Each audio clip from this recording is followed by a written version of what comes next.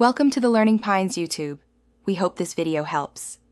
In this video, I will explain how to prepare Reishi mushrooms.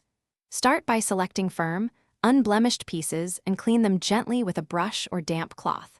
Slice thinly across the growth rings so pieces dry evenly and release more compounds when brewed.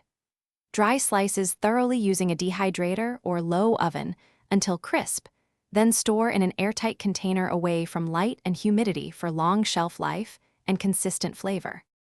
Drying properly is essential for preserving Reishi benefits and flavor.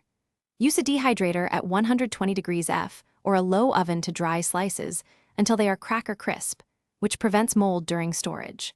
Once dry, place pieces in airtight glass jars and label with the date to track freshness.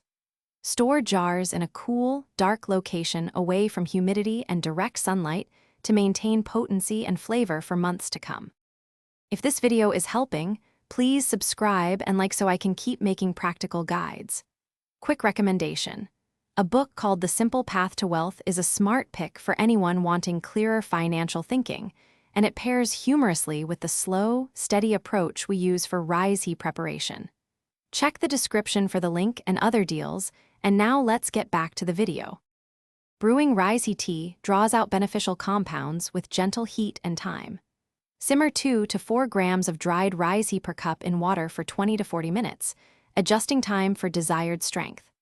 Add a slice of ginger or a bit of citrus peel to balance bitter notes and add warmth. Strain the solids, cool the brew, and refrigerate in a sealed container for up to 4 days for easy, daily servings. Thanks for watching. Consider subscribing if we helped you.